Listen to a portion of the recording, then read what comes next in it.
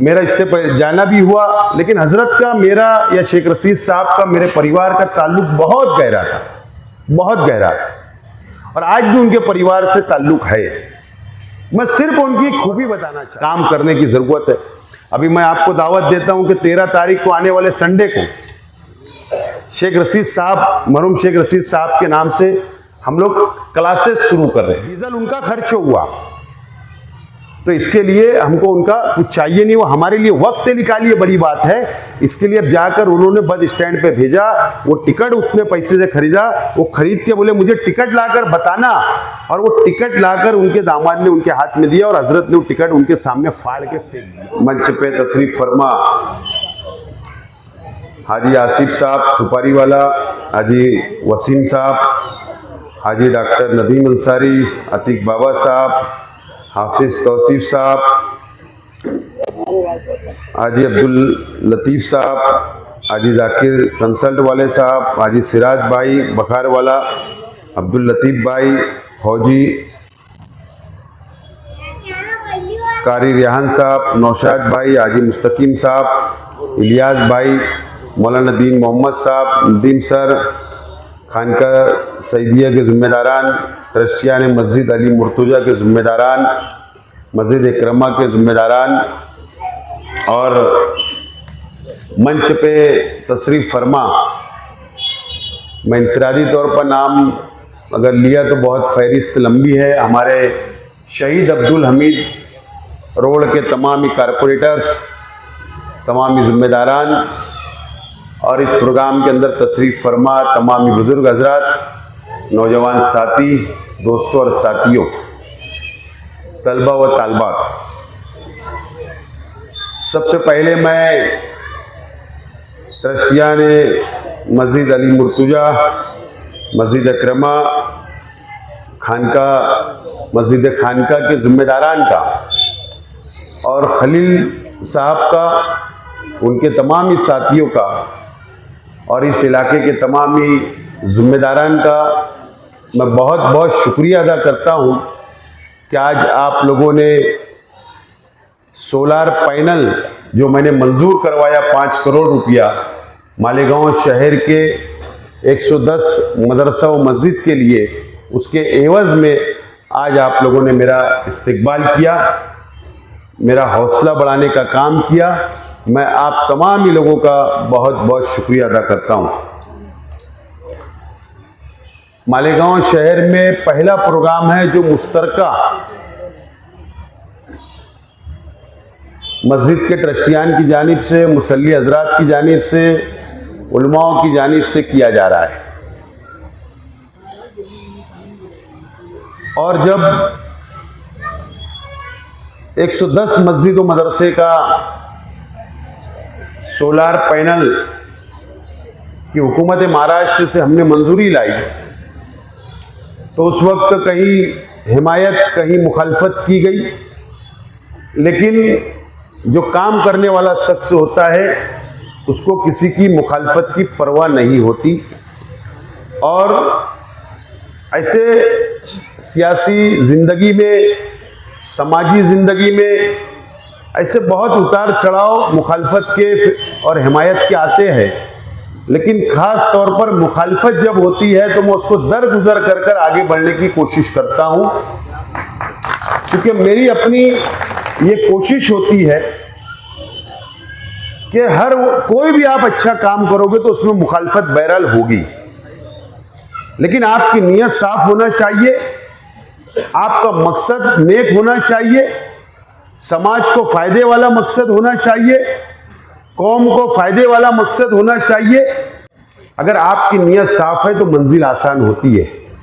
और अल्लाह का करम है, अल्लाह का शुक्र है कि कई मुखालफत के बावजूद भी हम लोगों ने उसकी मंजूरी लाई, कानून बनवाने पर मजबूर किया हुकूमत को, और साफ सुथरा, इसके अंदर कोई भी मस्जिद के अंदर हुकूमत का इंटरफेयर नहीं होगा। मैंने इससे पहले भी कई मर्तबा सफाई दी है कि ना आपको कोई अकाउंट में पैसा आपके आने वाला है और ना कोई अकाउंट से आपके पैसा जाने वाला है, ना आपके बच्चों की तादाद पूछी जाएगी, ना आप इमाम साहब और मुअज्जिन साहब का नाम पूछा जाएगा, ना ट्रस्टियान का नाम पूछा जाएगा। बस ये एक आम तौर पर जो प्रोसीजर होती है कानूनी, जैसा हम एक सड़क बनाते हैं, रास्ता बनाते हैं, मंजूरी आती है, टेंडर निकलता है, काम हो जाता है और ठेकेदार घर चला जाता है और आवाम उसको इस्तेमाल करती है। बस इसी तर्ज के ऊपर ये भी मंजूरी आई, उसका टेंडर हो गया, आज कंप्लीट हो गया टेंडर नासिक में, और इंशाल्लाह कल या परसों टेंडर ओपन हो जाएगा। 2 दिन में वर्क ऑर्डर होगी। मेरी अपनी कोशिश है आने वाले एतवार से पहले पहले शहर के अंदर उसका इफ्तिदा हो जाए और 110 मदरसा और मस्जिद पर सोलार इंशाल्लाह फिटिंग शुरू हो जाएगी और हमारे शहर के अंदर ये काम मुकम्मल होगा। इससे क्या होगा? इससे होने वाला ये है कि बिजली का जो हमको बिल भरना पड़ता है, कहीं 5,000, 6,000, 7,000, 10,000, 12,000, 20,000 जैसे इस्तेमाल करते, उसकी बचत होगी।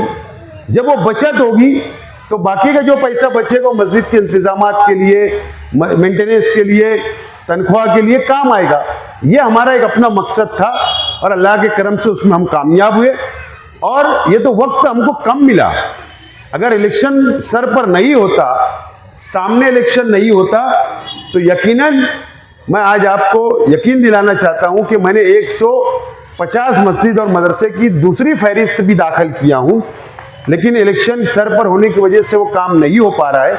लेकिन ठीक है, अब कानून बन गया, रास्ता क्लियर हो चुका है, मंजिल पे पहुंच चुके हैं। अब हम लोगों को इलेक्शन के बाद में वापस बाकी लोग बचे हुए लोग हैं, उनके लिए इंशाल्लाह हम लोग कोशिश करके मुकम्मल करेंगे। आज मुझे खुशी हो रही है कि जिस जगह के ऊपर प्रोग्राम है, इलाके की एक बड़ी तादाद जिम्मेदारान की यहाँ पर मौजूद है। ये जो जहाँ हम बैठे हैं ये ओपन स्पेस है हुकूमत का, म्युनिसिपल कॉरपोरेशन का। मैंने यहाँ पर इसके डेवलप के लिए एक अच्छा लॉन तैयार हो, सीमेंट कंक्रीट यहाँ पर आए, साफ सफाई रहे, संडास बाथरूम यहाँ पर रहे और यहाँ पर दीनी, समाजी, तालीमी और मोहल्ले के खुशी के प्रोग्राम यहाँ पर होते रहे, उसके लिए मैंने 50 लाख रुपया मंजूरी के लिए प्रपोजल दाखिल किया हूँ।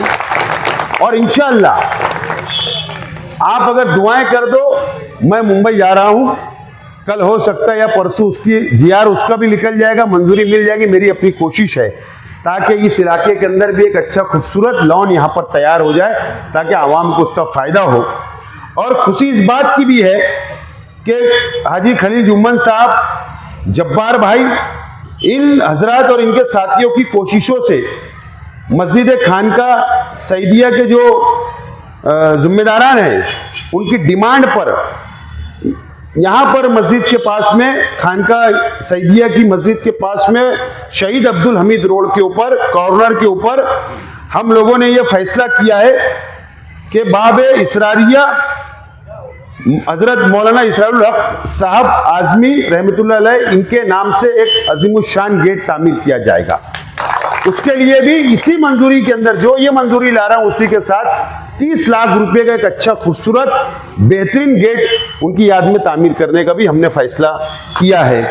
आप दुआएं करिए कि दोनों काम की मंजूरी मिले, हुकूमत हमको दे और ये काम भी हम लोग इंशाअल्लाह मुकम्मल करने की हम लोग कोशिश करेंगे। इसी तरीके से और मैंने 15 करोड़ रुपया मांगा हूं जो अलग अलग इलाकों के अंदर ये फंड इस्तेमाल किया जाएगा आवाम की सहूलत के लिए। ये मेरी अपनी कोशिश है और इंशाअल्लाह मैं करता रहूँगा। मैं हमारे इमाम साहब, मैं उनके नाम से वाकिफ़ नहीं, उन्होंने हमारे यूसुफ हजरत, मरहूम यूसुफ हजरत साहब का याद मुझे दिलाई और मैं ये बात बिल्कुल सच है कि उनका पहली गली के अंदर जो मकान है वहाँ पर वो जामनेर, उनका इंतकाल जामनेर में हुआ और उनकी वहीं पर उनको रख दिया गया। मेरा इससे जाना भी हुआ, लेकिन हजरत का, मेरा या शेख रशीद साहब का, मेरे परिवार का ताल्लुक बहुत गहरा था, बहुत गहरा था और आज भी उनके परिवार से ताल्लुक है। मैं सिर्फ उनकी खूबी बताना चाहता हूं कि इस ऐसे हालात में भी तकवा और परहेजगारी की बात मैं करना चाहता हूं। कोई बच नहीं सकता, कोई भी शख्स हो, बहुत कोशिश करेगा तकवा तो बच नहीं सकता, कहीं ना कहीं वो धक्का खा जाता है। लेकिन मैंने हजरत की एक खूबी देखी।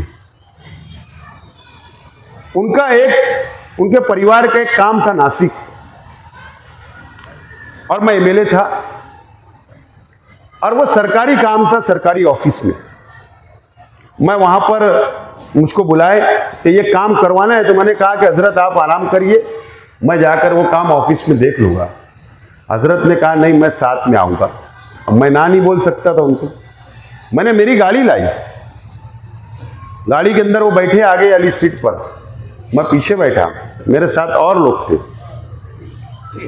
अब जाहिर सी बात है, डीजल तो मेरी गाड़ी में था, स्टिकर लगा हुआ था एमएलए का। अब हम लोग सफर के लिए रवाना हुए नासिक, और नासिक रवाना हुए, और जब टोल आया चांदोड़ का, तो वहां पर वो गेट खुल गया और मेरी गाड़ी गुजर गई। मुझ हजरत ने कहा कि ये क्यों ऐसा हुआ, बाकी लोग से पैसा ले रहे, आपसे क्यों नहीं? मैंने कहा अपन एमएलए हजरत, माफ है अपने को, हुकूमत ने माफ किया है। बोले अच्छा, कितना लेते हैं आम लोगों से? मैंने कहा कि 90 रुपया। बोले अच्छा कोई बात नहीं। फिर आगे सफर हुआ, फिर पिपलगांव टोल आया, फिर वैसा ही हुआ। फिर कहा कि यहाँ कितना लेते? बोला यहाँ 110 रुपया कुछ। बोले अच्छा ओके। गए हम लोग, ऑफिस में गए, जो ऑफिसर से मिलना था मुलाकात किए। मुलाकात होने बाद काम हुआ। उसके बाद बोले अच्छी होटल में चल, खाना खाना है। हम लोग अच्छी होटल मिले, अच्छी से अच्छी होटल। मैंने कहा चलो अच्छा है, खिदमत का मौका मुझे मिल रहा है। आप वहाँ गए तो हजरत गाड़ी से उतर ही नहीं रहे।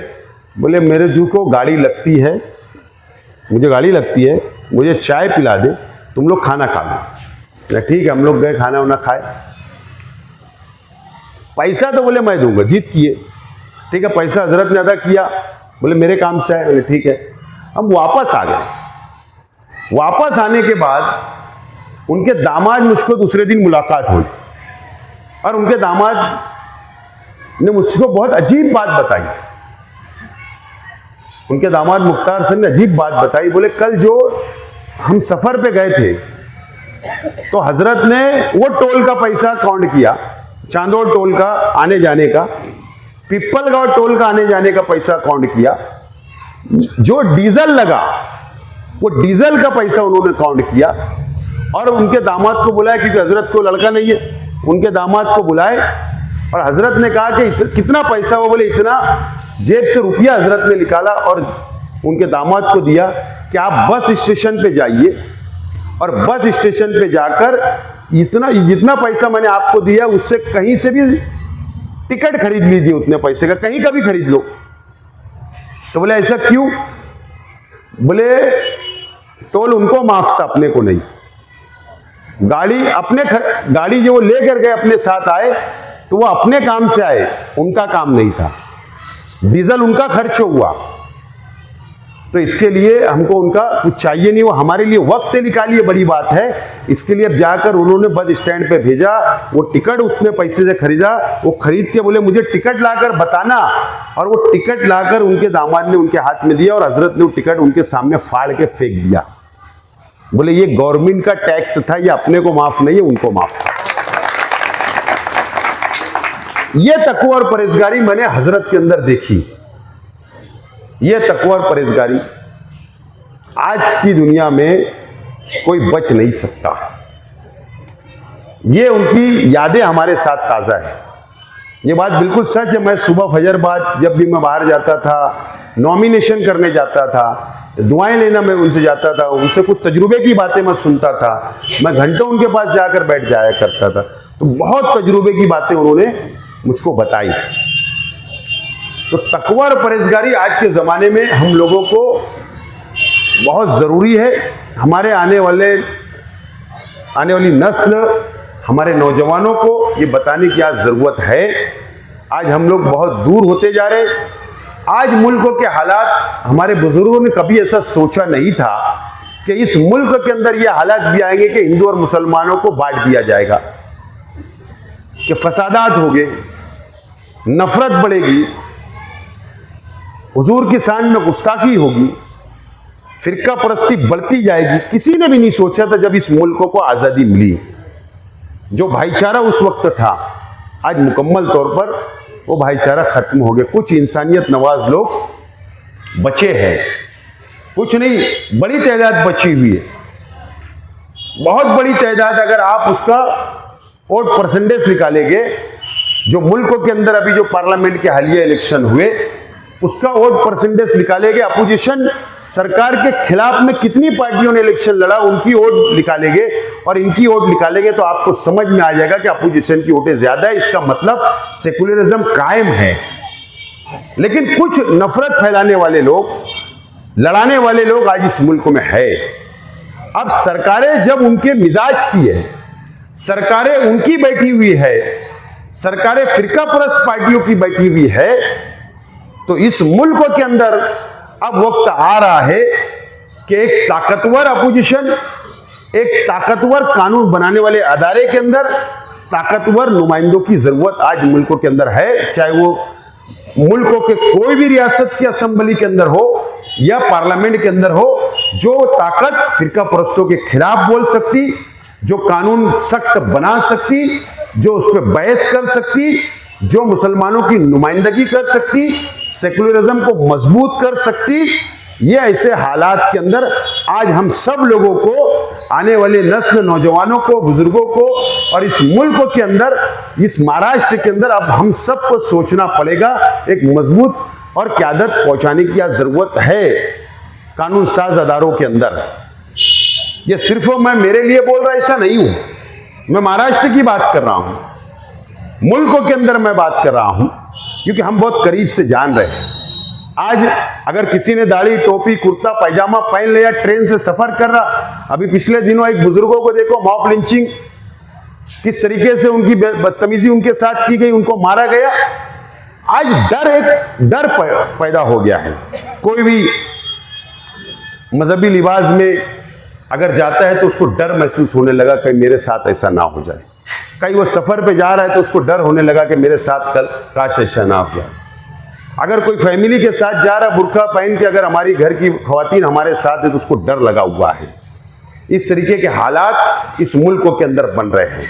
लेकिन आज वक्त इस बात की है कि हमको बहुत संजीदगी से, जज्बात से नहीं, ऐसा नहीं है किसी ने अपने साथ ऐसा किया तो हमको उसको वैसा ही जवाब देना जरूरी नहीं है। बहुत समझदारी से, कानून का सहारा लेकर आज हम लोगों को हालात से सामने रखते हुए हम लोगों को फैसला करना पड़ेगा, जब जाकर हम इस मुल्क के अंदर दोबारा भाईचारा, हिंदू मुस्लिम एकता हम लोग ला सकते हैं। इस जानिब भी हम लोगों को सोचने की आज वक्त की जरूरत है। इसके लिए आज आप लोग मोतबर लोग मंच पर बैठे हुए बहुत इलाके के जिम्मेदारान है, यहाँ बैठे हुए इलाके के जिम्मेदारान, तो सोचना और समझने की हम लोगों के अंदर आज जरूरत है। वक्त के साथ साथ हम लोगों को आगे बढ़ना है। आमतौर पर जज्बाती बातें हमारे शहर के अंदर बहुत हावी जल्द हो जाती है, बहुत जल्द हो जाती है। अब 12 नवंबर ही देख लो, शहीद अब्दुल हमीद रोड अभी तक चल रहा है ना। मुसीबत क्या हुई, 1 साल जेल जाना पड़ा। ये बैठे सामने कुछ लोग, तो जज्बात से फैसले, तो जज्बात से फैसले नहीं, ठीक है। वो एक वक्त की जरूरत थी कि हमारे हुजूर की शान में गुस्ताखी हुई तो शहर बंद था, लेकिन बाहर के लोगों ने आके फसाद के इल्जाम हमारे पे आया। लेकिन ये तमाम ही चीजें आज हम लोगों को बहुत संजीदगी से सोचना है। आप देखिए, इलेक्शन सामने है, किसी ने यूपी के अंदर बैठ के कोई योगी पाखंडी हुजूर की शान में गुस्ताखी करता, कोई श्रीरामपुर के अंदर करता, कोई मस्जिद में घुस के मारने की बातें करता। तो ये हालात बिगाड़ने की कोशिश हो रही कि सरकारें वापिस आ जाए, बढ़ जाए हिंदू और मुसलमान। ये तमाम ही चीजें हम लोगों को सोचना और समझने की जरूरत है। बहरहाल अल्लाह का करम है, अल्लाह का बहुत एहसान है कि अल्लाह ताला ने हमको मालेगांव जैसे शहर, मस्जिद और मीनारों के शहर के अंदर अल्लाह ने पैदा किया। आज यहाँ पर हम लोग बहुत खुशहाल ज़िंदगी गुजार रहे हैं। लेकिन आज अगर हम दूसरी जानिब देखेंगे कि हमारे देहातों के अंदर देखेंगे क्या हालात है मुसलमानों के, आज जहाँ पर 50 घर, एक मस्जिद, एक मदरसा है, वहाँ के हालात अगर देखेंगे तो उनसे जाकर पूछिए उनकी दास्तान कि कितने खौफ से वो लोग जीते हैं। ऐसे सब तरफ हम लोगों को नजर डालने की जरूरत है, उनकी मदद करने की जरूरत है। आज हम लोगों को आगे बढ़ चलकर हिस्सा लेने की जरूरत है। तो ये तमाम ही चीजें समाजी है, दीनी है, अपना मिल्ली फर्ज है, इसको सिर्फ उलमा नहीं बल्कि हम बैठे हुए तमाम ही लोगों की जिम्मेदारी है कि बढ़ चढ़कर हम लोगों को हिस्सा लेने की आज हम लोगों को ज़रूरत है। तो मैं बहुत ज़्यादा वक्त नहीं लेते हुए, आज ये कोई सियासी मंच नहीं है, अगर सियासी मंच होता तो मेरी बातें अलग हो सकती थी, लेकिन मैं बहुत एहतियात करता हूँ कि मेरी ज़बान से ऐसे मंच, न तो कल सुबह से फजरबाज से इनको तकलीफ शुरू सबको कि आपने सियासी जलसा था, तो इनकी ख्याल रखते हुए इन्होंने हमारे को दुआएं दी, इस्तकबाल किया, ये हमारे लिए बड़े फ़ख्र की बात है, खुशी की बात है और हमारा हौसला बढ़ता है, मज़ीद काम करने की ताकत मिलती है, मज़ीद हौसला बढ़ता है कि शहर के लिए और हमको बहुत काम करने की ज़रूरत है। अभी मैं आपको दावत देता हूं कि 13 तारीख को आने वाले संडे को शेख रशीद साहब, मरहूम शेख रशीद साहब के नाम से हम लोग क्लासेस शुरू कर रहे हैं, नीट क्लासेस, प्राइमरी एजुकेशन की क्लासेस, हाई स्कूल की क्लासेस, GAA की क्लासेस, और हमारा अज़ाइम है, हमारा मुस्तकबिल में फ्यूचर में MPSC और UPSC की क्लासेस हम लोग शुरू करना चाहते हैं। उसका संग बुनियाद 3 करोड़ रुपया माइनॉरिटी फंड से नूरबाग के अंदर बर्फ वाले ग्राउंड के अंदर खानका इमदादिया मस्जिद के सामने उसका संग बुनियाद 13 तारीख को शाम 5 बजे रखा जाने वाला है। आपसे मैं अपील करता हूं कि आप लोग उसमें आइए। और एक खुशखबरी मैं और देना चाहता हूं, उसका हमारा मकसद ये है, मकसद कोई रुपया पैसा कमाना नहीं है। मुझे पता है कि अगर एक गरीब ने सोचा मेरे बच्चे को डॉक्टर बनाना है तो उसको नीट पढ़ाना, उसको पास करवाना, उतने परसेंटेज लाना ज़रूरी है, उसके बगैर एडमिशन नहीं होता। लेकिन आज अगर अब नीट क्लासेस आप बाहर गांव जाकर देखेंगे, हमारे अपने शहर के अंदर देखेंगे तो पैकेज है 1 साल का 1,50,000, बाहर जाएंगे 2.5 लाख जैसी क्लासेस है, 1 साल की ट्यूशन क्लासेस की फीस। लेकिन ये जो क्लासेस मैं शुरू करने जा रहा हूं उसके अंदर नो प्रॉफिट नो लॉस, सिर्फ तनख्वाह निकल जाए, टीचर की मेंटेनेंस निकल जाए, लाइट का बिल का पैसा निकल जाए, साफ सफाई का निकल जाए, जितना रुपया उसको नज्म चलाने के लिए लगेगा उतना ही पैसा सब बच्चों पे डिवाइड करके हम लोग लेने वाले, उसके अलावा कोई पैसा हम लेने वाले नहीं है। No profit no loss. एक गरीब का बच्चा, एक पावरलूम मजदूर का बच्चा भी, एक सब्जी बेचने वाले का बच्चा भी वहां पर एडमिशन लेके पढ़कर डॉक्टर बन सकता है, इंजीनियर बन सकता है। यह हमारा अपना मकसद है। मैं हाफिज रियान साहब और तमाम जिम्मेदारान, आप लोग मदरसा चलाते, मैंने आपका जो मदरसे का जो नज्म आपका चलता है, अल्हम्दुलिल्लाह शहर के अंदर आपकी मिसालें दी जाती है। शहर के अंदर मैंने ये देखा हूँ, सुना हूँ, और मैं आज आपसे आपके लिए खुसूसी दावत देकर जा रहा हूँ। दुआएं करिए कि वो संग बुनियाद हो, मुकम्मल हो और शुरू हो, और इंशाल्लाह आपके मदरसे के बच्चों का एडमिशन अगर होगा तो इंशाल्लाह हम लोग उसको मुफ्तों में करवाएंगे। बच्चों ने तैयार होना चाहिए, हाफिज भी बनाइए, आलिम भी बनाइए, उनको डॉक्टर भी बनाइए, उनको इंजीनियर भी बनाइए। उसके लिए हम लोग बिल्कुल तैयार हैं। पूरे शहर के अंदर एक हम लोग उसके लिए कोटा कर देंगे फिक्स कि इतने हाफिज को लिया जाएगा, इतने गरीब के बच्चों को लिया जाएगा, इतने ये बच्चों को लिया जाएगा। ऐसा हम लोग शेड्यूल बनाने वाले हैं। और मैं इसके अंदर कोई बड़ा ट्रस्ट वगैरह नहीं बनाने वाला हूँ। हमारी ये तैयारी है कि ये घर का ही ट्रस्ट रहे ताकि उसकी निगरानी हम लोग अच्छी तरीके से कर सके। न तो कल बाहर का ट्रस्ट रहेगा, रुपया पैसे दिखेगा, एक आध शख्स से कुछ मसला खड़ा हो गया तो वो पूरा मामला चौपट हो जाएगा। तो हमको ऐसा नहीं करना है। तो मेरा मकसद हमेशा एजुकेशन पे फोकस रहा है, तालीम पे फोकस रहा है। आप मेरा 5 साल MLA-शिप भी देखिए, मैं भटका नहीं, मैं तालीम पे फोकस किया। आज भी मेरी तालीम पे फोकस मैं कर रहा हूँ और वो नीट सेंटर की बुनियाद मैं रखने जा रहा हूँ। इंशाल्लाह उसको अच्छा तरीके से मैं चलाने की कोशिश करूँगा। तो ये एक हमारा प्रोग्राम है, ये प्रोग्राम के तहत हम लोग आगे बढ़ेंगे और इंशाल्लाह इसके बाद में मेडिकल लाइन से भी हमारे शेख रशीद साहब खलील दादा के नाम से मेडिकल लाइन से भी हम लोग का इलेक्शन के बाद एक बहुत बड़ा प्रोग्राम हम लोग हाथ में लेकर चलने वाले, ताकि उसमें भी गरीबों के लिए करना है, कोई मैंने बिजनेस के लिए नहीं, कोई बहुत बड़ा हॉस्पिटल तामीर करके उसमें बिजनेस करना नहीं, एक चैरिटेबल कैसे हम लोग कर सकते हैं, गरीबों की मदद कैसा कर सकते हैं, वो भी प्रोग्राम हमारे अपने परिवार का है। इंशाल्लाह उसके अंदर भी इलेक्शन बाद हम लोग उसका भी अज़ाम जो भी है आवाम के सामने लाएंगे। तो ये प्रोग्राम लेकर चलने वाला शख्स मैं हूँ। बहरहाल मुझे खुशी हुई कि आज आपने मेरा इस्तकबाल किया, मुझे यहाँ बुलाया, मुझे हौसला दिया। मैं आप तमाम ही लोगों का बहुत बहुत शुक्रिया अदा करता हूँ और उम्मीद करता हूँ कि आप लोग मेरी आइंदा कामयाबी के लिए दुआएं करेंगे। बहुत बहुत शुक्रिया। खुदा हाफिज़।